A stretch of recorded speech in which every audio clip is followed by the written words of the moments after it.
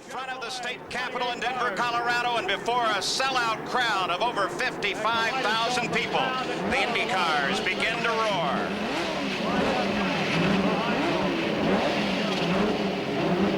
The call goes out to the crews and drivers for the very first time through the streets and off the walls of the buildings of downtown Denver. This city is alive with excitement. It's a most historic moment. The IndyCars are now ready to run. Gives the green flag, and Fabi jumps into the lead, chased by Unser Jr. as the Andretti family battles it out for third.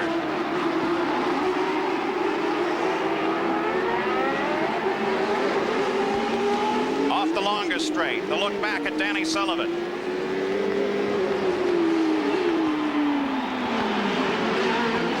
Fabi's still out in front as everybody strings through. Some apprehension in these first laps. Look at Leyendyke as he tries an outside maneuver, because as they are running through, of course, these are the first racing laps for the IndyCars on a tight, twisting, and very narrow circuit. Fabi knows that this team that he's driving for now will probably be dissolving at the end of the year, and thus his future too is uncertain. He's 35 years old. He's talked of retirement. Today means a lot to him. Two good fights. Mario had to stab the brakes hard, and it looked like there was a little contact there. Danny Sullivan pulled right up into the fight as well. As they come around to the completion of lap number 2, you ride on board with Mario. Good fight for third place, not a bad fight for the lead. Mario is faster right now than his son Michael. You can see it. He's trying to press it. He's trying to say, let me by. I can carry the fight forward if you'll let me by. I don't know if it was a let, but Mario moves past, picks up the position. Michael drops back. Part of the philosophy, though, Bobby Unser, will be the tactic that Michael has proven so strong at this season of pacing your own race and not overusing the car. That's right. As they come on to the curve that has a semicircle really around the pits, and it was at this point that they just passed in the earlier laps of the race that two of the cars actually got together. An onboard look, Bobby. It's Mario and Michael. You're looking for Mario's car. Now look how close they get right there. Whoa, close is more than what they got. It may not have been a contact, but if it wasn't, it was so close it might as well be. Oh, look at the brakes line up, and he comes off the course. The brakes fail for Fabi, and he goes into the tire barrier. Now what happened there is he locked his front brakes, Paul. He had no way. You have to have, as deep as they drive in these turns, you have to have all four wheels working equal. Now something happened to Fabi's rear brakes. He only had front ones. That means he has no steering and no way to stop. So Fabi into the barrier. We'll keep an eye on him. It looked like he would be okay. A corner worker immediately there to make sure that he was. Now remember, this is one thing we said coming into this race, the brakes. That's going to be the #1 problem. Second #2 problem is going to be overheating engines. So the yellow flag comes out here in Denver. The crews are right there with Teo. And he's obviously talking to them, so it's assumed that he's okay. They went into a tire barrier, which is certainly the nicest of all the barriers. Let's go to the flags fly. Yellow around the course. We have a full course yellow. Mario Andretti uses the opportunity to head down into the pit area. His pit is well down, one of the last pits there is. Danny Sullivan comes in as well. So most of the cars decide that this on lap 9 is a good opportunity to stop for service. Michael Andretti being waved in by the crew just ahead. Of the race, Mario Andretti comes in, makes a stop. Danny Sullivan lights the tires coming out. These pits are incredibly narrow. And this track, as the green comes out, they come off the last turn. There's Nick Finaro with the green, and Michael Andretti comes up to challenge Little Al. Or excuse me, Bobby Rahal. I'm thinking 2 years back, Bobby Rahal, who was running in second, comes back and challenges his teammate, Shades of the Michigan 500. That's right, Paul. Shades of Michigan 500. Little Al and Rahal going at it tooth and toenail. remember, Rahal has not won a race this year. The man who won the second most races through the decade of the 80s has 5 second places, a galling situation which he finds himself. Something that all the teams are going to be keeping track of, and I'm sure as Teo makes his walk down the pits, by the side of the course, that's Willie T. Ribbs in the Rayner car. Now, one of the things that might have been happening to Teo Fabi's brakes is what happened to Scott Pruitt in a test. That's a little bleed valves in the back, just pop right out, Paul. This is Willie's 5th race of the year. His best finish so far, 20th. He has not had a good rookie season.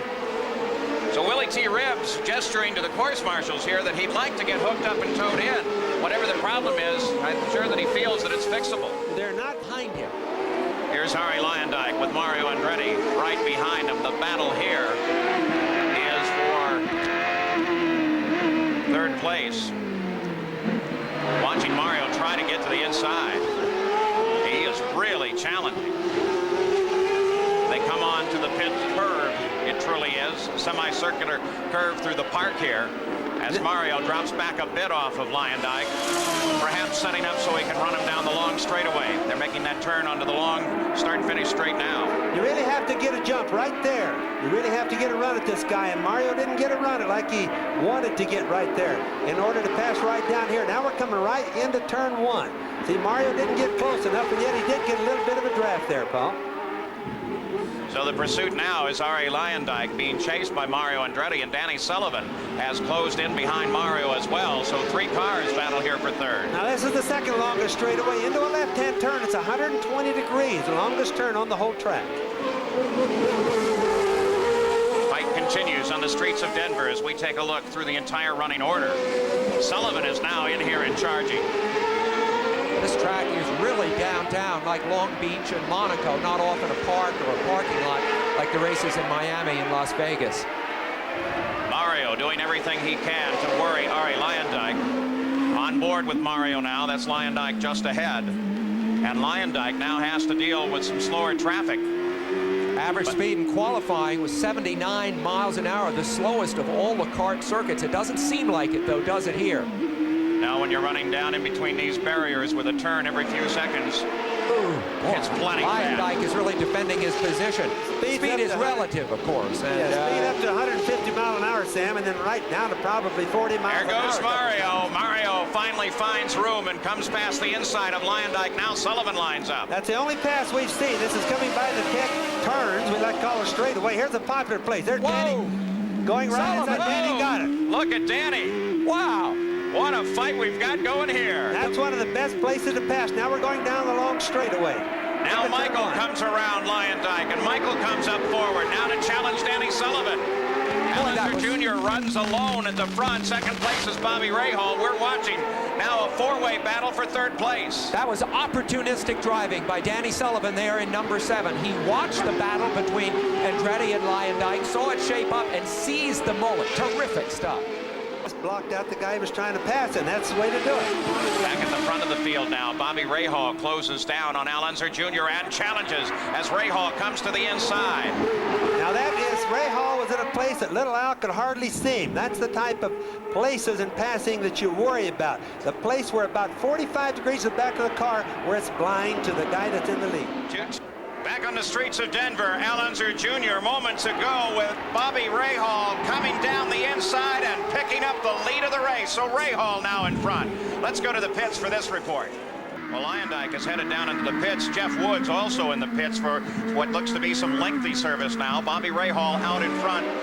There is the Tony Bettenhausen car as well. So now perhaps the heat of the day is beginning to tell on some of these machines. You already had the report from Gary, and there comes the culling off the Bettenhausen car. If you notice, yes, they just get too hot, way too hot, and especially like under the yellow flags, Paul, that's when the heat soaks in, gets things like the spark boxes.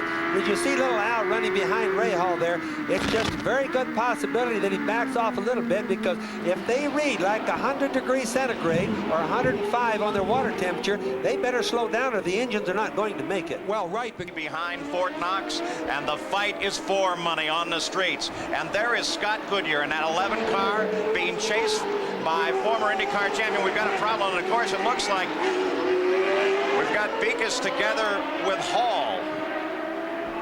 Both drivers stay in their car, and it's difficult to tell how much damage there may be. Those tire barriers in front of the concrete minimize damage, so maybe they both can get restarted. Dean Hall's going to have some damage because he's into the tires. For sure, at least got a wing, Paul, probably a right front corner. Here's the situation, Bobby. Beekhuis, Dean Hall. Another brake problem. Beekhuis just got in there a little too deep. Dean Hall was trying to go around the outside of him, and he just couldn't make it. Beekhuis locked up his front brakes. There's the deal again, where the brakes are probably getting too hot, and he didn't have the stopping power. And even this should really be the window. Bobby Unser suggested that. And Al Unser Jr. should be due in for a stop. Well, Paul, I made one little mistake on that window I gave you. I didn't figure in the yellow flags. We had about 4 yellow laps, so they should be able to go to about lap 34 before they pit. But Al Unser Jr. is already in. He takes on a load of fuel. The crew goes to work on the car. Here's Gary Gerald. And they complete the rubber change. He's off the jacks, and you hear him speed away from us, Paul. It was a good stop. Didn't get a watch on it. He's down under the bridge and tough to get access from camera point of view. They now wait for Rahal in the next adjacent pitch the other side of the bridge. And from the onboard, you've got a good view of how difficult it is to navigate through the pits. And there you see how tough it is to come out of the pits, because you join the course right in the fast line as little Al comes alongside Scott Brayton and back into the action. Now, of course, Bobby Rahal still in front, anticipated to stop any time, and Danny Sullivan worrying Mario Andretti as much as he can for second place. Sullivan tries, lights the brakes up, a little too much rear bias on the brakes there. The brakes, the pressure front to rear is cockpit adjustable for these drivers, so Danny Sullivan will have to be thinking about how he wants to set the brakes now. Let's go to Jekyll. And stretches his fuel tank as far as he can. Here comes Sullivan with another try. You notice his brakes weren't puffing then, Paul. He adjusts them a little bit. But remember, they're getting so hot that he can't rely on them. He has to try them and test them out constantly to see if they got too hot and they're going to fail. Running with 36 laps of the 80-lap schedule distance. There goes Sullivan. Boy, he just picked the spot. Cruise right on through. Nice little maneuver there. Well, that was a good maneuver. Now, what he did, just like we said, he said there, adjusting his brakes, trying to make sure that when he went down there, he had them good. Up under braking, you wonder if he's using his brakes too hard. Here's Gary Gerald. And indeed, Bobby Rahal, with all that open body work, Barry Green with the sign in front is showing him a handheld side saying reset meter. That's for the cockpit work. Got a little water hose on the side here where they'll try to shoot in and perhaps cool down the radiators. That's one of the suggestions at the mechanics meeting. They grabbed at something at Rahal's helmet, and in 17 seconds he's away. Tugging at something on the helmet on the left side just as he came down off the jacks, Paul. So Bobby Rahal comes roaring out of the end of the pits, but Danny Sullivan picked up the lead with Rahal making the stop in the pits. There's the new leader. Now we want to watch, because Bobby Rahal probably doesn't have radio. That's the reason Barry Green was giving him signals in writing on a piece of paper. Now that could hurt him really bad. Look at the very last turn from the car of Al Unser Jr. and start down. There's Roberto Guerrero. It's like a pretty dangerous spot right on the apex of a corner to be stopped in, and he's telling the course marshals, get me out of here. Well, that's not a happy place to be sitting. He doesn't like it, and he's trying to tell him, get me out of here quick. A.J. Foyt gets past smoothly. Roberto Guerrero quiet. There comes the leader, Danny Sullivan. This will give us a good interval to see where second place actually lies on the circuit. Under yellow, here comes Mario, then Michael. Well, you see they had some distance to catch up, and there is Rahal and Little Al. So they're right bunched up, second through fourth. And Little Al still displaying some smoke, but everybody says not a problem. We'll let it run that way. Out of the yellow zone. Now they come back into race formation as Michael darts in, tries Mario. And remember, the track is only yellow where the car was stopped, where Roberto Guerrero was stopped, Paul. So the rest of it, they're still going as fast as they can go.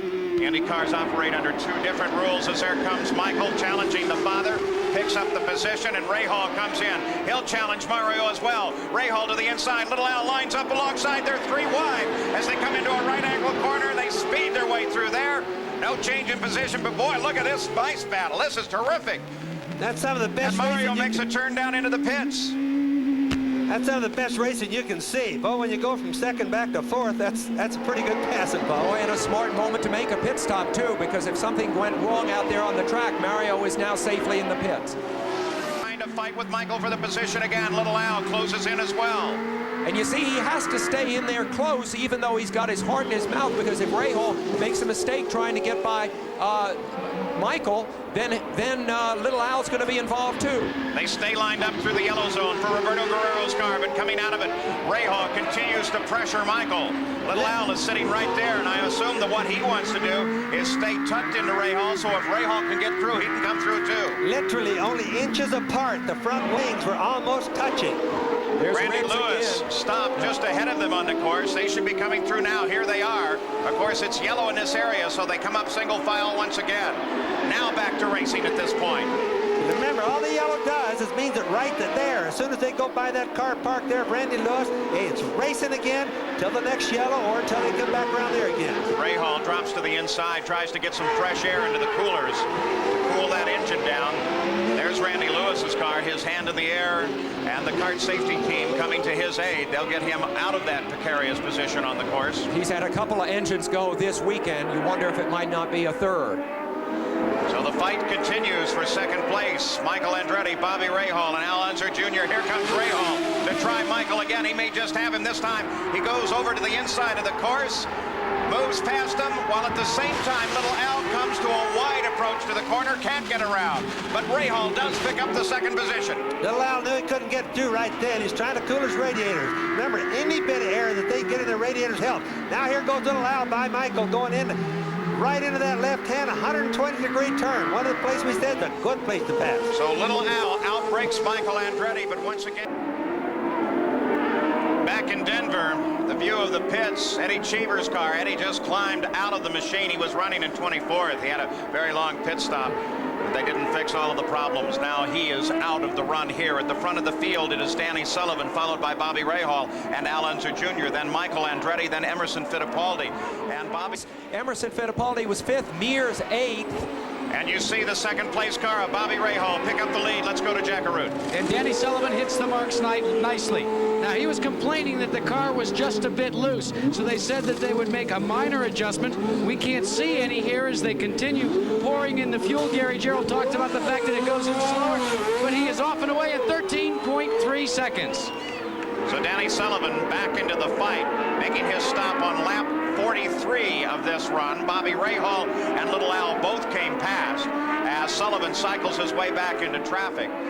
The only serious accident of the day, though he was uninjured. And take a look at this at the front of the field. Here comes Unser Jr. challenging Rahal. Rick Mears wisely gets out of the way of this one, and Unser Jr. picks up the lead. Well, 3 abreast going in there. Now that was calculated probably. I'll bet he looked for that for 5 laps to catch Rahal going by Rick Mears at the proper time.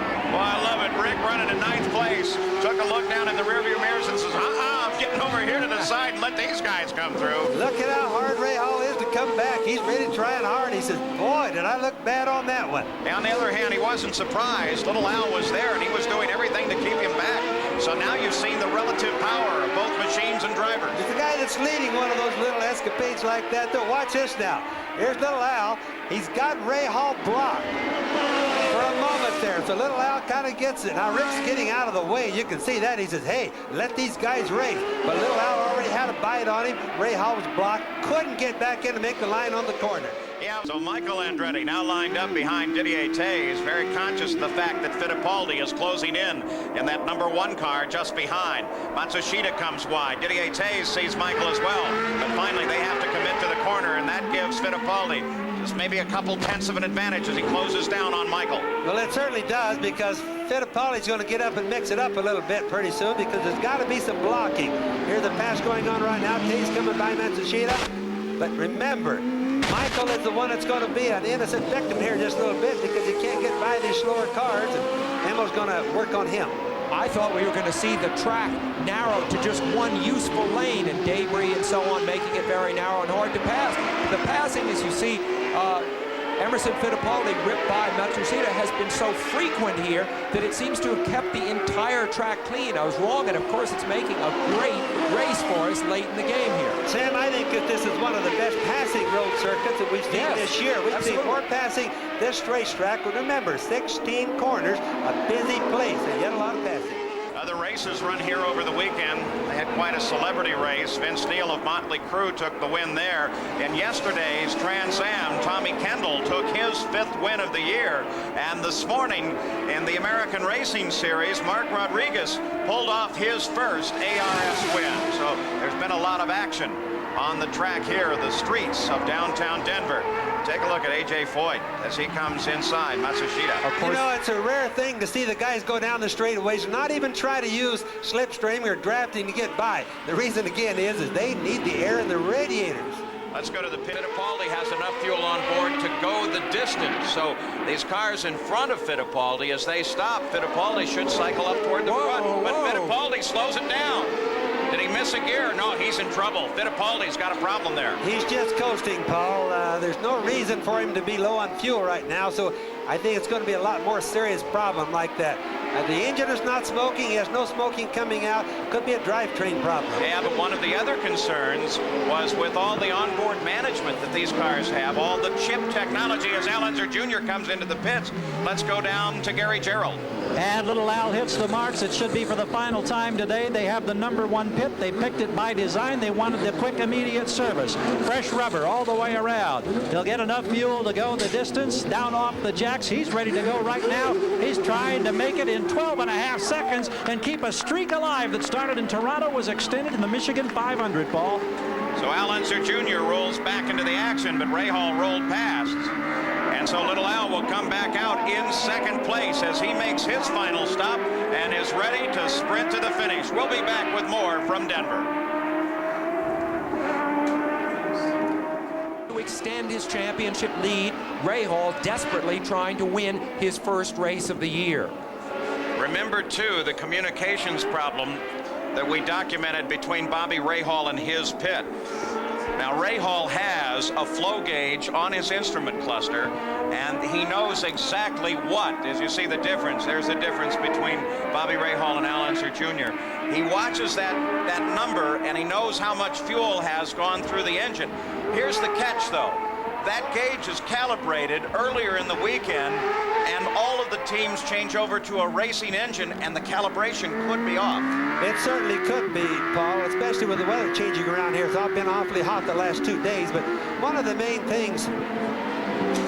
That's the number right in the center of the steering wheel that we were referring to. Yes. That's the number that little Al would look for, and Bobby Rahal has a similar number. One of the main things... Here today. Unser Jr. closing down on Rahal. It appears that what he wants to do is prove that he's capable of passing his teammate on the circuit. Yes, and he doesn't really have to do that, Paul. We wonder if they have radio communications because he's pressing Rahal pretty hard. There he's going to try Here to pass comes little Al. He comes inside him, comes out, takes a breath. No, can't get it done. Maybe he does understand that Rahal has to stop again. Remember, if they don't have communications, the pit strategies have separated the data between those two teams so much that if they don't have communication, they don't know what each one is going to do. Like, for example, I hope he knows that Rahal has to stop again, but we wonder if he's racing this hard. So let's check a route. Well, Mario Andretti made a call on his own as to whether to pit for fuel or not. He had 6 gallons on board, and he took fuel on to go the distance. Let's go to Gary Gerald. And Bobby Rahal in for the final stop. It should be relatively quick, but trouble on the left rear getting a tire. Now they get the tires changed. He doesn't need much fuel for the final laps. He's been in 13 seconds. Ari Leyendijk pulls in front of him, and now he tries to get away, but he's slow getting out, and that may help Danny Sullivan. Rahal finally gets the clutch engaged and speeds away. Well, Sullivan roars down the pits turn while Rahal has to take it very easy on the inside, and Sullivan goes past and picks up second place. As predicted, Rahal drops back to third, but he's going to come out in an excellent position to challenge Danny Sullivan. But Rahal does seem just a mite slow coming up to speed. Yes, he does, Paul. And there's the white flag for Unser Jr. Just under 2 miles to go now, if he can only hold on. And can Danny Sullivan make it to the finish of this race? Well, it's suddenly gotten very serious for Shelley. Chuck Sprague, 10 bumps. They keep track of Danny Sullivan's car. You can look at how anxious Chuck Sprague is when you look at him there. He knows it's going to make it to the end, but he's certainly worried about it, Paul. A decisive moment in the development of the championship. Sullivan now beginning his final lap. Little Al, threading his way through the civic buildings, may very well be headed toward his first national championship. He's twice finished second in the national championship. Tasting defeat like that would make this win, if it comes for him later in the season, Danny all the Sullivan, sweeter. 27 seconds back. The fuel tank must be very close to empty, but Sullivan staying on it and staying in second place. It's an interesting battle between first and second because little Al is heading for career win number 14, which, if in fact he scores it, will tie him with Danny Sullivan for 17th on the all-time list. The Havoline car number 5. And you tell me this crowd here doesn't love it? Boy, they're cheering him all the way around. Past the pits for a final time. Of course, they can't see the start-finish line from the pits. so they'll listen very closely to see how the race is finally called. The last corner for Rahal Unser Jr. He makes the turn in. Twin checkered flags just ahead, and the first run in the streets of Denver has been won by Rahal Unser Jr. He scored victories not far away at Pikes Peak, and now he scores in downtown Denver. And here comes Danny Sullivan right by the pits, still running, hasn't run out of fuel yet. We're going to have to assume, I think he could coast right now, Paul. Chuck's brake, it was right. The Penske organization took the chance. Sullivan, with a last burst of acceleration, finishes in second place. So Danny Sullivan comes home in second. They're just now getting the word of that because they can't see it. And there's little Al with a wave of victory. Rahal Unser Jr. has won here in Denver. Career victory, number 14 for little Al. I talked to little Al last night, and he said everybody